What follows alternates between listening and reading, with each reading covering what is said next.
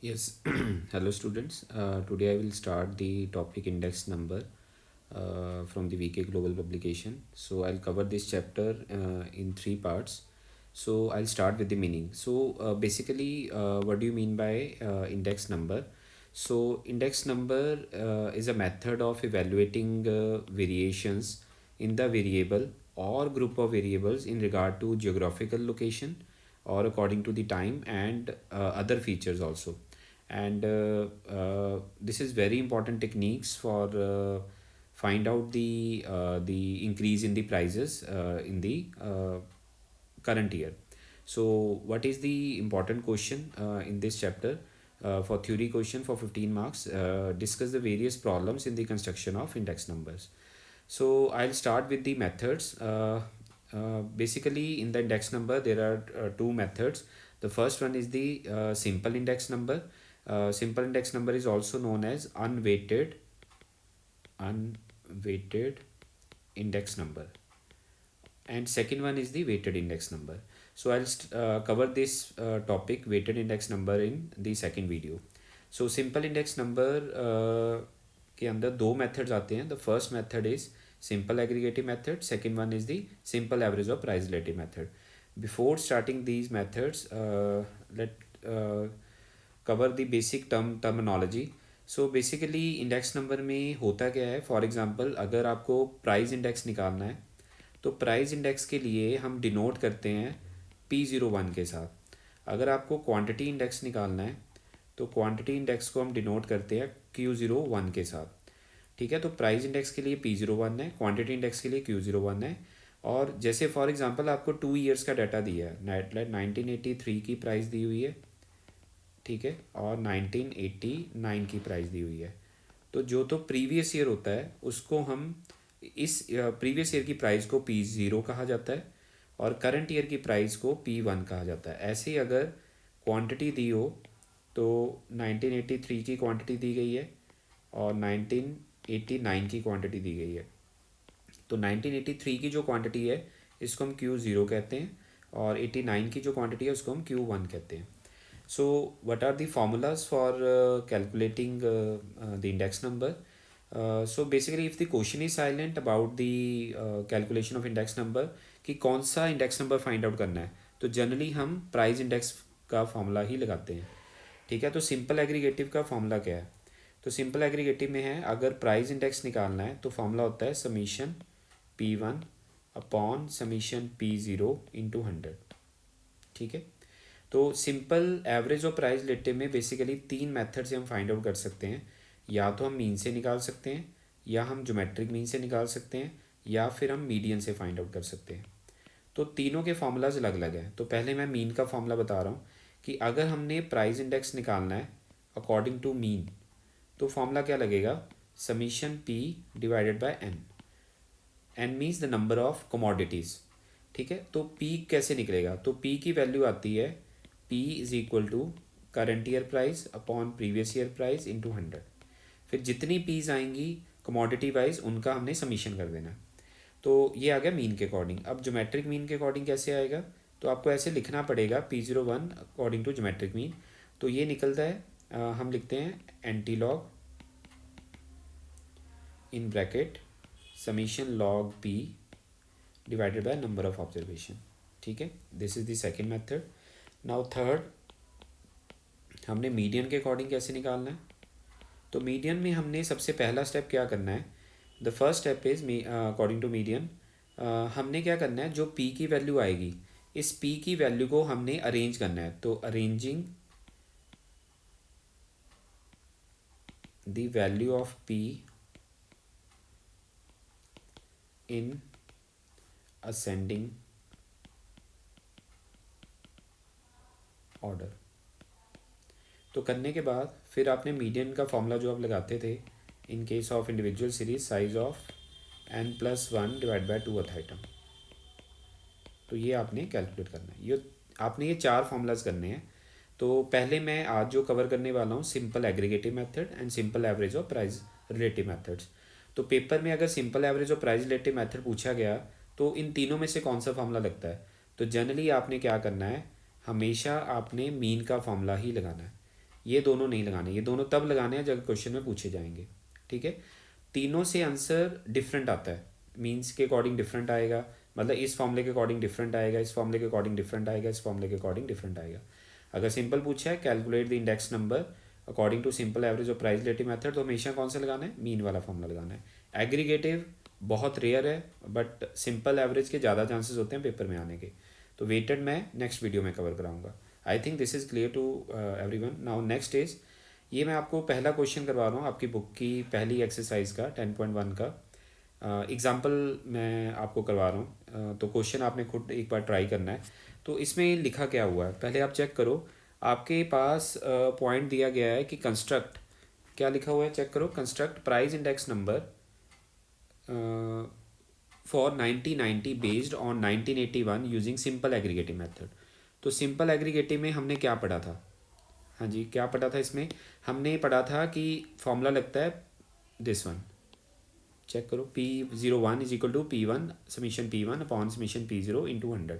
तो यहाँ पर हमने क्या करना है, इसका मतलब 1981 है, इसकी प्राइस को हमने P0 ज्यूम कर लेना है और इसकी प्राइस को हमने क्या मानना है, P1 ले लेना है। तो इसका हमने सिर्फ टोटल करना है, summation P0 and summation P1। तो जो भी वैल्यू आएगी, लेट P0 का जो टोटल आ गया 107 आ गया और P1 का टोटल आ गया 178, और उसके बाद हमने फार्मूला लगाना है। सो P01 इज इक्वल टू, क्या फार्मूला था, summation P1 upon summation P0 into 100। तो यहाँ पर आ जाएगा 178 अपॉन 107 इंटू 100, तो आंसर आ जाएगा। सो P01 इज इक्वल टू 166.36। तो ये आपका फाइनल आंसर आ गया, ठीक है। अब ये प्राइस बताता क्या है, सबसे मेन पॉइंट आता है प्राइस बताता क्या है। दिस मीन्स, हम एक लाइन लिखेंगे इसके नीचे, this means that as compare to, मतलब हम किस ईयर के साथ हम कंपेयर कर रहे हैं, कंपेयर टू 1981 प्रीवियस ईयर के साथ। In 1990 there is a net increase in the prices of commodities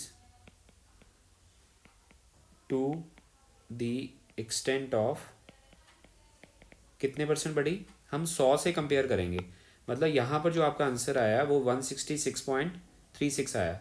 अगर मैं इसको 100 के साथ कंपेयर करूँ तो कितने परसेंट प्राइस बढ़ी, 66.36% प्राइस। तो प्राइस इंडेक्स में हमने सिर्फ चेक करना है कि करंट ईयर की प्राइजेस प्रीवियस ईयर की प्राइजेस से कितने परसेंट इंक्रीज हुई हैं ऑन एन एवरेज। तो हमने 100 लेस करके बता देना है कि इतने परसेंट प्राइस बढ़ी है। तो this is all about simple aggregative method, ठीक है। Now move to the second one, the simple average of price relative method. और इसमें मैं आपको तीनों मेथड से अब सॉल्व करवाऊंगा, क्योंकि सिंपल एवरेज में मैंने आपको 3 फॉर्मूलाज बताए थे, या तो मीन हो सकता है, या ज्योमेट्रिक मीन हो सकता है, या मीडियन हो सकता है। तो मैंने कहा था अगर क्वेश्चन साइलेंट हो तो मीन लगाना है, बट मैं आपको इस क्वेश्चन में तीनों लगा के बता रहा हूँ एक बार। तो पहला स्टेप क्या करना है इस क्वेश्चन में, ये आपकी एक्सरसाइज 10.1 का सेकेंड क्वेश्चन है। तो इसमें बेसिकली करना क्या है, पहला स्टेप है अगर मीन के अकॉर्डिंग पूछा गया, तो मैंने बताया कि जो प्रीवियस ईयर होती है, प्रीवियस ईयर को हमेशा हम अज्यूम करते हैं P0, ठीक है। तो मैंने यहाँ पर लिख दिया कि ये P0 है और दिस इज़ P1। तो पहला स्टेप होता है P निकालना। तो अगर मैं प्राइस इंडेक्स निकालना चाहता हूँ अकॉर्डिंग टू मीन, तो मैंने अभी आपको फॉर्मूला बताया, summation P divided by number of commodities. कितनी कमोडिटी है, 1 2 3 4 5 6, here n is equal to 6, जितनी कमोडिटीज़ होंगी। ये सिंपल एवरेज प्राइस रिलेटिव है। P कैसे आएगा, तो फॉर्मूला मैंने क्या बताया था P का, so P is equal to P1 upon P0 into 100, मतलब सिंगल कमोडिटी का आपने करना है। तो यहाँ पर क्या करोगे, 250 डिवाइडेड बाय 200 इंटू 100। तो पहली जो वैल्यू आएगी, let first value is 125 and so on, 300 by 300, तो ये वैल्यू आ जाएगी 100, थर्ड वैल्यू आ जाएगी 150, नेक्स्ट वैल्यू आएगी 140, नेक्स्ट वैल्यू आएगी 112.5, नेक्स्ट वैल्यू आएगी 110, ठीक है। ये वैल्यू आ गई। इसके बाद हमने यहाँ पर प्राइस इंडेक्स निकाल देना है अकॉर्डिंग टू मीन। तो फॉर्मूला क्या बना, इसका हमने टोटल करना है। सो समीशन P और इसका टोटल बना 737.5। तो यहाँ पर आ जाएगा 737.5 divide by number of commodity 6. So P01 according to mean, तो आपका आंसर आ जाएगा 122.916. तो आप यहाँ से बता सकते हो कि 22% प्राइस इंक्रीज़ हुई है as compare to the previous year, मतलब इतने परसेंट प्राइस इंक्रीज़ हुई है अगर 100 में से लेस कर दें. So this is first method. Now move to the second one. Second one क्या था? Price index number according to geometric mean. तो मैंने आपको फॉर्मूला लिखाया था दैट एंटी लॉग. ये आपको सभी को पता है कि लॉग कैसे लिया जाता है. Summation log of P upon number of commodities. ठीक है, तो पी तो पता है, बट पी का हमने क्या करना है? लॉग लेना है. तो यहाँ पर हम लिखते हैं log of P.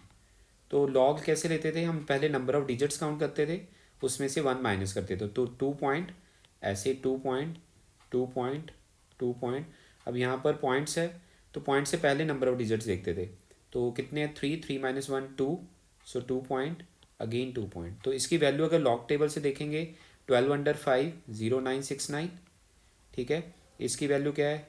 10 under 0 0, 15 under 0 1761, और इसकी वैल्यू है 1461 एंड 0512 एंड 0414.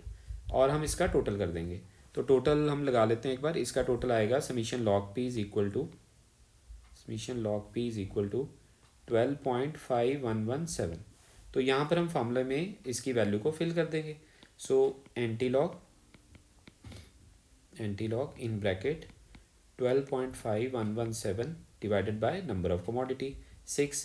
तो आप डिवाइड करते हो तो एंटी लॉग, इसको डिवाइड करके आ जाएगी वैल्यू 2.0852 एंड लेट 8. तो एंटी लॉग आपको पता है कि पॉइंट से स्टार्ट होता है. तो 0.08 अंडर 5 अंडर, इसको राउंड ऑफ कर दो, मतलब 8 को राउंड ऑफ करके यहाँ पर 3 आ जाएगा. तो आपका जो आंसर आएगा, मतलब इसकी जो वैल्यू आ जाएगी, मतलब हमने वैल्यू देखनी है 0.08 की वैल्यू कहाँ पर देखेंगे? 5 के अंडर, देन अंडर 3. तो ये आंसर आ जाएगा 121.7. सो आप चेक कीजिए, मैंने आपको बताया था कि मीन हो चाहे ये हो, दोनों से का आंसर वेरी करेगा. तो ये तो पहला पॉइंट आ गया. ठीक है, मीन क्लियर है, ज्योमेट्रिक मीन क्लियर है. थर्ड पॉइंट क्या था? Median. So price index number according to median.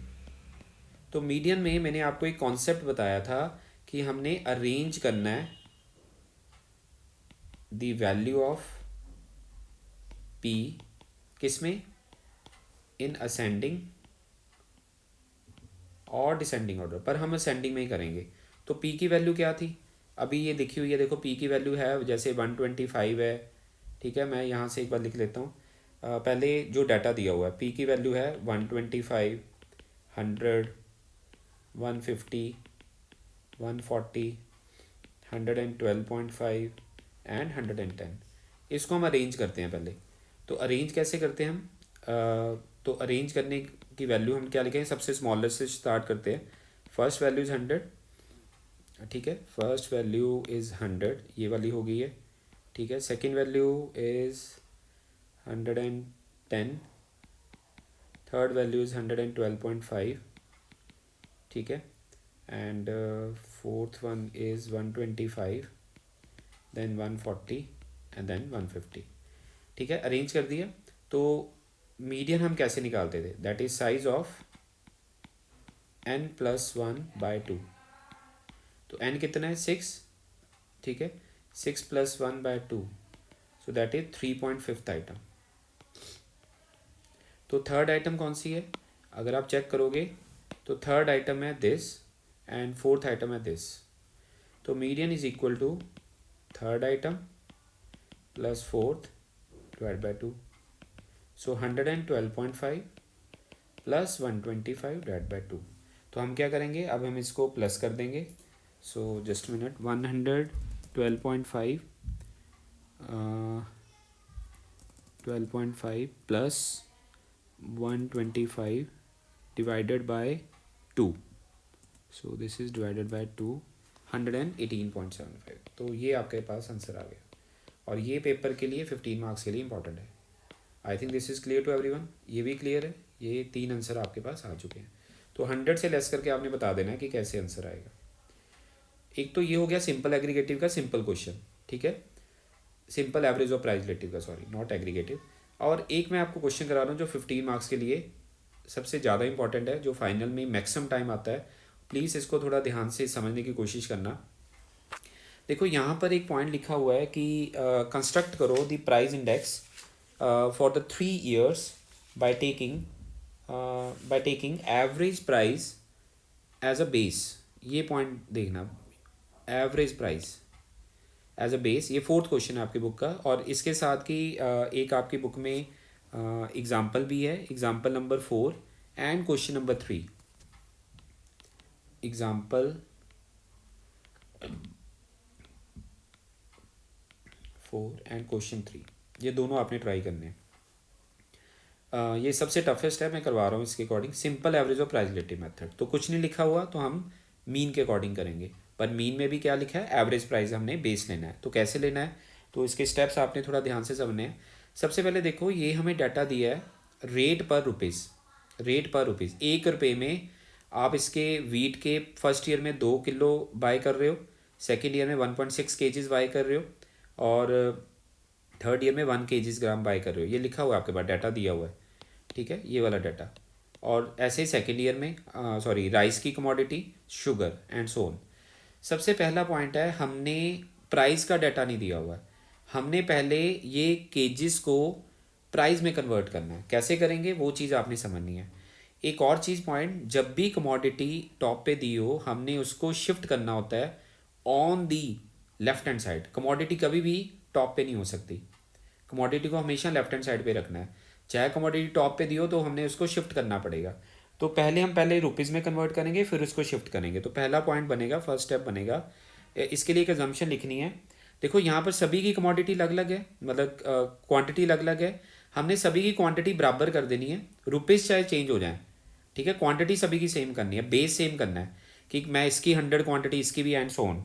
ठीक है, तो मैं एक लाइन लिख रहा हूँ, एक आप ये लाइन लिखोगे, उसके बिना ये क्वेश्चन सॉल्व नहीं हो सकता। Convert first the price into rupees for 100 KGs. मैंने बेस ले लिया 100 केजीज का। अगर मैंने 100 केजीज का लिखा है तो इसको कैसे कन्वर्ट करेंगे, मैं आपको फर्स्ट ईयर के अकॉर्डिंग करके बता देता हूँ। अगर मैं आपके सामने लिखा है कि 2 केजीज आते हैं 1 रुपये में, ठीक है, 2 केजीज आते हैं 1 रुपये में, तो 100 केजीज कितने रुपीज़ में आएंगे, कैसे करोगे। अगर मैं कह रहा हूँ कि 1 रुपये में 2 किलो आते हैं, तो 100 केजीज कितने में आएंगे, कितने में आएंगे, 100/2, 50 रुपीज़। तो पहले आप ऐसा ही एक मैट्रिक्स बना लो कि wheat, rice, sugar, first year, second year, third year. तो आप इसको डिवाइड करोगे, 100 डिवाइडेड बाई 2, 50। कैसे है, मैं ब्रैकेट में लिख देता हूँ, 100/2। दूसरा 100/1.6, वो आ जाएगा 62.5, ठीक है, 62.5। नाउ दी नेक्स्ट वैल्यू क्या आएगी, 100। तो नेक्स्ट वैल्यू इधर भी 100, 125 एंड 133.33। यहाँ पर वैल्यू क्या आएगी, 250, 250, देन नेक्स्ट 250 एंड 400। ये तो मैंने क्या किया, सभी की क्वांटिटी 100 किलो रख के उनकी प्राइस निकाल ली। I think this is clear to everyone. Price निकालने का तरीका मैंने बता दिया आपको। जब प्राइस की वैल्यू आ गई, अब मैंने बताया कि कमोडिटी कभी टॉप पे नहीं हो सकती, तो उसके बाद हमारा स्टेप क्या होगा, हमने कमोडिटी को लेफ्ट हैंड साइड पे रखना है। तो प्लीज़ इसका प्रोसीजर समझना, अगर आपको इसका प्रोसीजर क्लियर होएगा तभी आप क्वेश्चन को आगे कर पाओगे। तो पहला पॉइंट क्या करना है, यहाँ पर मैं हेडिंग बना रहा हूँ, आप यहाँ पर लिखोगे कमोडिटी। कमोडिटी क्या है, वीट, राइस एंड शुगर, ठीक है। Now the next one is, यहाँ पर आप लिखोगे उल्टा प्राइस ईयर वन के बाद आपने ना एक लाइन थोड़ा सा स्पेस छोड़नी है, फिर ईयर 2 के बाद फिर स्पेस छोड़नी है, फिर ईयर 3 के बाद फिर स्पेस छोड़नी है, ठीक है। क्यों छोड़नी है ये आपको अभी पता चल जाएगा। क्योंकि पी की वैल्यू निकालनी है, जैसे हमने सिंपल एग्रीगेट में निकाला तो हम शिफ्ट करेंगे। ये आ गया 50, this is 100, this is 250। Next कितना आ गया 62.5, 125 and 250। This is 100, 133.33 and this is 400। Done. ये करने के बाद नेक्स्ट स्टेप क्या है, जैसे हमने ये वैल्यू निकाली, अब हमारा क्वेश्चन बनता था, क्योंकि क्वेश्चन में क्या लिखा था, by taking average price as a base year. तो वीट की एवरेज प्राइस निकालनी है। तो मैं यहाँ पर एक बना देता हूँ, नीचे वर्किंग नोट में थोड़ी स्पेस छोड़ देना। So average price, working note. तो एवरेज प्राइस किसकी, वीट की, राइस की, शुगर की। तो एवरेज प्राइस कैसे आएगी, मतलब 50 प्लस 62.5 प्लस 100 डिवाइडेड बाय 3, ठीक है। एंड सोन, अगले की 100 plus 125 plus 133.33 divide by 3। Next की क्या आएगी 250 प्लस 250 प्लस 400 डिवाइड बाय 3। तो इसकी पहले की एवरेज प्राइस आ रही है 70.83, इसकी आ रही है 119.44 और इसकी आ रही है 300। तो एवरेज प्राइस क्यों निकाली, क्योंकि क्वेश्चन में लिखा हुआ था कि by taking average price as a base year. तो एवरेज प्राइस हमने कमोडिटी की निकालनी है, ना कि ईयर वाइज निकालनी है, ठीक है। तो जैसे ही एवरेज प्राइस आया, अब हमारा क्वेश्चन आता है कि हमने प्राइस रिलेटिव निकालने हैं। तो price relative P1, price relative of the first year. Otherwise formula क्या होता था कि P1 अपॉन P0 इंटू 100, ठीक है। तो P1 तो पता है 50, अब P0 नहीं पता, तो P0 के लिए उन्होंने कहा था average price as a base year. तो पहले के लिए लिखोगे 50, तो पहले का हम अगर मैं कैलकुलेशन करूँ 50 डिवाइडेड बाय 70.83 इंटू 100। तो जो पहली वैल्यू आएगी that is 70.58, 70.58। So I think this is clear. So now next is 100 divide by क्या करेंगे 119.44 इंटू 100। तो ये वैल्यू आ जाएगी, दिस वैल्यू इज 183.72, ठीक है। एंड सोन, तो नेक्स्ट वैल्यू क्या आएगी 250 डिवाइड बाय 300 इंटू 100। तो दिस इज 83.33, ठीक है। तो ऐसे P2 कैसे आएगा, P2 कैसे आएगा, P2 sorry price of the second year divide by P0 into 100। तो P0 तो एवरेज ही रहेगी, तो ये कैसे आएगा 62.5 डिवाइड बाय 70.83 इंटू 100। तो इसकी वैल्यू आ गई आपके पास 88.23 एंड सोन। इसकी क्या आएगी 104.65, दिस इज 83.33। तो ऐसे इसका निकाल लो P3। तो पहली वैल्यू इसकी आ रही है 141.17, इसकी कैसे आएगी 111.62 और इसकी कैसे आएगी 400 डिवाइड बाय 300 इंटू 100। तो दिस इज 133.33, ठीक है। I think this is clear to everyone. ये करने के बाद हमने क्या करना है, यहाँ पर लिखना है टोटल ऑफ प्राइस रिलेटिव। अब आपके पास 3 आए हैं, हमने तो एक निकालना है, ईयर वाइज आंसर निकालना है। तो तीनों का टोटल कर देना है। तो पहले का जैसे टोटल किया तो ये आ गया 237.64 और ये आ गया यहाँ, यस, ये आ गया 276.219 और ये आ गया 386.137। फिर हमने निकालना है एवरेज ऑफ प्राइस रिलेटिव्स, ठीक है। ये आपका फाइनल एवरेज कैसे आएगी, अब कितनी कमोडिटीज़ हैं 3, तो डिवाइडेड बाय 3। अगर 4 होती डिवाइड बाय 4, 5 होती डिवाइड बाय 5। तो आंसर ही 79 पॉइंट, पहले का आंसर आ जाएगा 79.21, दूसरे का आंसर आ जाएगा 92.07, तीसरे का आ जाएगा 128.71। सो ये आपके बेटा दो फार्मूलाज क्लियर हो चुके हैं, simple aggregative and simple average price relative. और इसके साथ की एक्सरसाइज है 10.1। सो मैं नेक्स्ट वीडियो जो बनाऊंगा उसमें वेटेड इंडेक्स नंबर के होंगे और वेटेड इंडेक्स नंबर भी फाइनल के लिए इंपॉर्टेंट है, ठीक है। सो आई थिंक